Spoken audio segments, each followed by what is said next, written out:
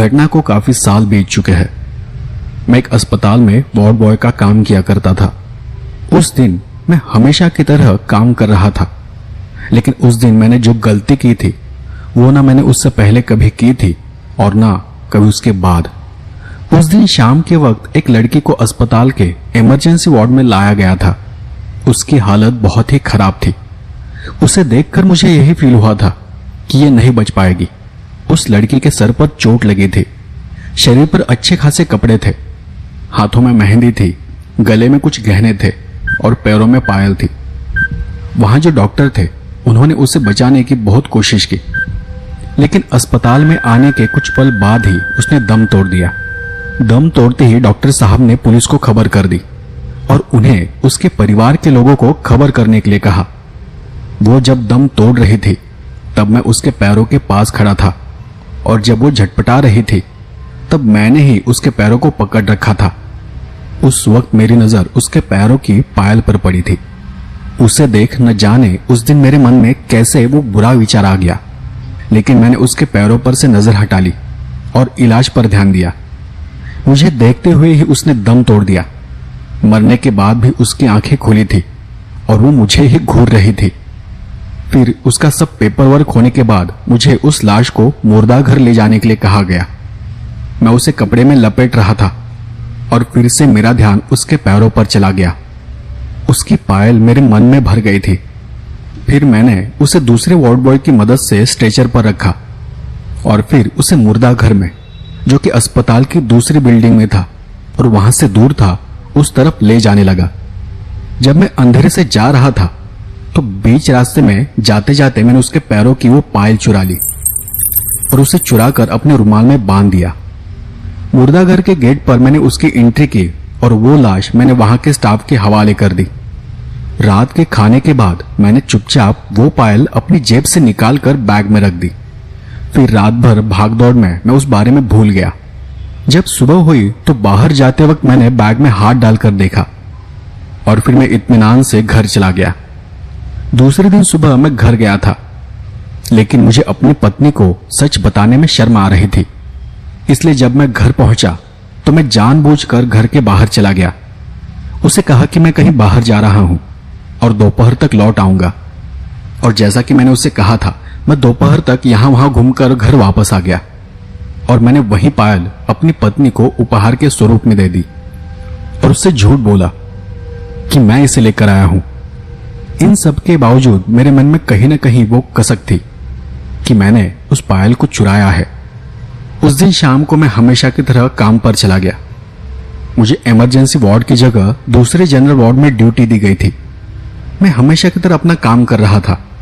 फिर अंधेरा हो गया, मेरा काम खत्म हो गया। धीरे धीरे सब कुछ शांत हो गया। वार्ड के सारे पेशेंट एक एक कर सोने लगे और फिर मैंने उस वार्ड की लाइटें बंद कर दी और वार्ड के बीचों बीच जो टेबल था वहां पर सिर रखकर सो गया। मैं तब तक आधी नींद में जा चुका था कि तभी मुझे पायल की आवाज सुनाई देने लगी। मैं थोड़ा गहरी नींद में था, लेकिन मुझे एहसास हुआ कि मेरे सामने जो टेबल है उसके सामने कोई आकर खड़ा हो गया है। मैंने सोचा कि कोई मरीज या कोई नर्स होगी, इसलिए मैंने वहीं पड़े पड़े उसे पूछा, क्या चाहिए?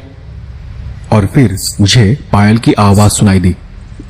वो आवाज उस टेबल को घूमकर मेरे पास आ रही थी और मैं वैसे के वैसा ही पड़ा रहा। अगले ही पल मुझे अपने कानों के पास सांसों की आवाज सुनाई दी। मैं अचानक से उठकर बैठ गया और यहां वहां देखने लगा, पर वहां कोई नहीं था। वार्ड का दरवाजा पूरा खुला था। मैं थोड़ा हैरान हो गया कि यह दरवाजा किसने खोल दिया।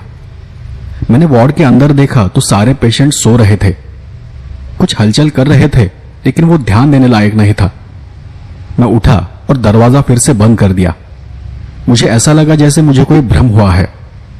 उसके बाद मैं कुछ देर वहीं बैठा रहा। फिर मैं बाथरूम में चला गया। अपने चेहरे पर पानी की छींटे मारते हुए मैंने शीशे में देखा तो मेरी आंखों के सामने एक परछाई किसी बिजली जैसी चमक कर गायब हो गई। कोई मेरे पीछे था, लेकिन जैसे ही मैंने गौर से देखा तब तक वो गायब हो चुकी थी। मैं घबराकर बाथरूम से बाहर आ गया, क्योंकि इस बार मैंने वो चेहरा देखा था। हालांकि वो एक परछाई थी, किसी छाया की तरह थी, लेकिन वो आकृति एक पल में गायब हो गई थी। पर मैंने उसका चेहरा साफ साफ देखा था। मैं वो चेहरा, वो आंखें कभी नहीं भूल सकता, क्योंकि उस लड़की ने मेरी आंखों के सामने और मुझे देखते हुए अपना दम तोड़ा था। मेरा पूरा शरीर तब पसीना पसीना हो गया था और शरीर थरथराने लगा था। मेरी नींद ही उड़ गई थी।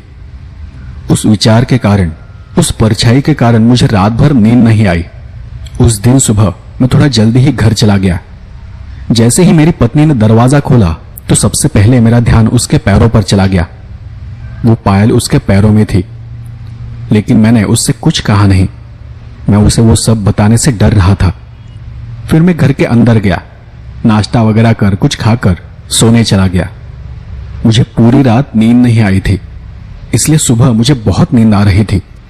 किसी समय नींद में मुझे फिर से वो महसूस हुआ कि मेरे आसपास वो पायल की आवाज आ रही है, लेकिन मुझे ये लगा कि मेरी पत्नी मेरे आसपास घूम रही होगी, क्योंकि उसी ने वो पायल पहन रखी है। कुछ देर बाद मुझे अपने कानों के पास फिर से वो आवाज सुनाई दी। वो सांसों की आवाज, वही आवाज, और फिर एक अस्पष्ट सी सरसराहट की आवाज।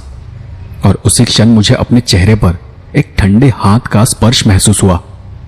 मैं चौंक कर उठ गया। मैंने देखा कि मैं हमारे ही अस्पताल के मुर्दाघर में था। मेरे चारों ओर अनगिनत लाशें थी, ठंडी, बेजान, खामोश सी। लेकिन वहां की शांति को महसूस कर मेरे रोंगटे खड़े हो गए। तब मुझे ब्लड प्रेशर की प्रॉब्लम थी। उन सब को देखकर मेरा ब्लड प्रेशर हाई होने लगा।